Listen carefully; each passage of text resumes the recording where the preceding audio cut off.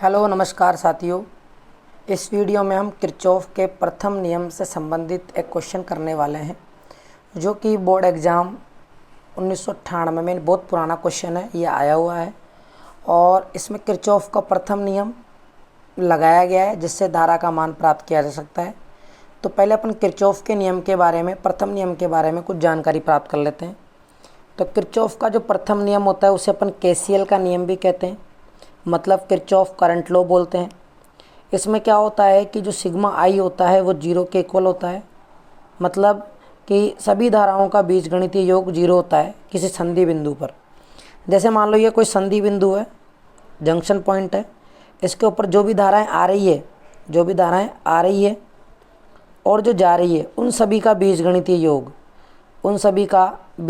योग जो होगा वो जीरो होगा। जैसे I1 और I2, ये I3 और ये I4 है। तो यहाँ पे देखो आप, तो I1 आने वाली को अपन प्लस में लेते हैं तो I1 प्लस I2 प्लस हो जाएगा, और जाने वाली को माइनस में लेते हैं तो ये हो जाएगा I3 I4 बराबर में 0। ठीक है, तो ये आने वाली धाराएं और ये जाने वाली धाराओं का बीजगणितीय योग 0 आ गया। तो यहाँ पे सिग्मा आई बराबर 0 है, तो प्रत्येक संधि बिंदु पर यही नियम लगता है। और केसीएल के नियम को अपन धारा का नियम भी कहते हैं, धारा का नियम, क्योंकि ये धारा से संबंधित है और ये बंद पथ और खुले परिपथ दोनों के लिए लागू हो सकता है। तो इसी आधार पर अपन ये क्वेश्चन करते हैं और इस क्वेश्चन में हमें आई का मान ज्ञात करना है, और ये सर्किट दिया हुआ है। ठीक है, ये सर्किट दिया हुआ है और इस सर्किट में जंक्शन पॉइंट अपन देख सकते हैं। एक तो ए है, इस चित्रों का अपन क्या करते हैं, अलग पेज पे बना लेते हैं, अपन इस चित्र को बना लेते हैं नेक्स्ट पेज पे। जैसे कि यहाँ से कोई करंट आ रही है, यहाँ से डिस्ट्रीब्यूट हो रही है, ठीक है, फिर यहाँ से कोई करंट इसके अंदर इस जंक्शन पॉइंट पे आ रही है, फिर डिस्ट्रीब्यूट हो रही है, और इधर ये शाखाएं हो गई, यानी आने वाली और जाने वाली। तो चित्र के आधार पर अपन देखते हैं तो यहाँ से ऊपर से 12 एम्पीयर की करंट आ रही है, तो ये दो शाखाओं में बटेगी, एक इधर जाएगी और एक इधर जाएगी।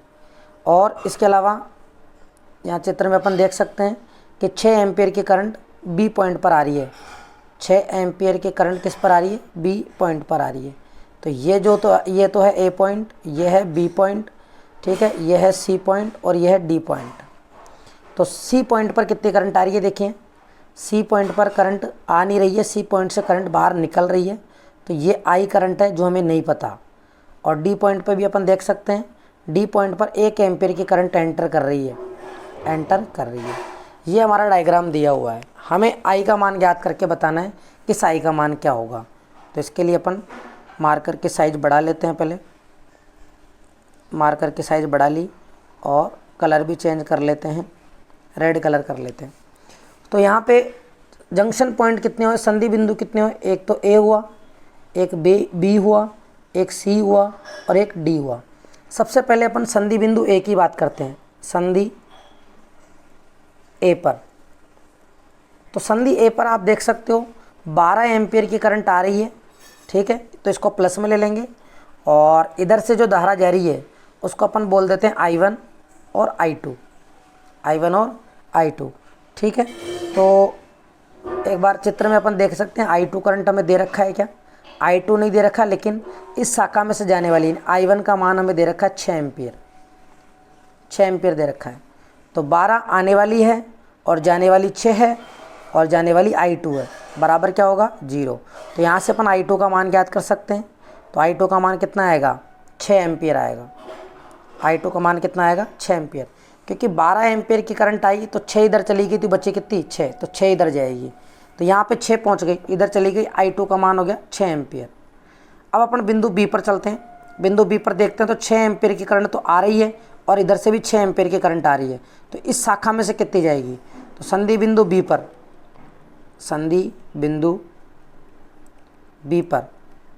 आप देख सकते हो, संधि बिंदु बी पर क्या होगा, 6 एम्पीयर की करंट तो ये जा रही और 6 एम्पीयर की आ रही है, तो अपन कहेंगे संधि बिंदु बी पर टोटल करंट 12 एम्पीयर होगी, 12 एम्पीयर। तो 12 एम्पीयर होगी तो बीसी शाखा में से कितनी जाएगी, इसमें से भी 12 ही जाएगी, क्योंकि 12 आके पहुंची तो 12 ही जाएगी और कोई ब्रांच नहीं बट रही तो 12 एम्पियर। बिंदु सी पर कितनी करंट आएगी, तो अपने को शाखा सी डी के अंदर कितनी करंट आ रही है उसका पता लगाना पड़ेगा। तो अपन इसके लिए चलते हैं संधि बिंदु डी पर। तो संधि बिंदु डी पर 6 एम्पियर की करंट आ रही है और इधर से 1 एम्पियर की करंट आ रही है, तो टोटल कितनी पहुंची 7 एम्पियर। तो इसमें से कितनी करंट जा रही है, इसमें से 7 एम्पियर की करंट आ रही है और इधर से कितनी करंट आ रही है 12। तो संधि बिंदु सी पर सी से बाहर निकलने वाली करंट कितनी होगी 12 और 7 19 एम्पियर, 12 और 7 19 एम्पियर होगी। तो इस तरीके से अपन किरचॉफ का प्रथम नियम का अनुप्रयोग समझ सकते हैं। ये किरचॉफ के प्रथम नियम का न्यूमेरिकल है। तो कैसा भी क्वेश्चन आ जाए आप किरचॉफ का प्रथम नियम लगाकर धारा का मान प्राप्त कर सकते हो। अब अपन नेक्स्ट वीडियो में जो है किरचॉफ के दूसरे नियम का अनुप्रयोग सीखेंगे और उसका न्यूमेरिकल करेंगे।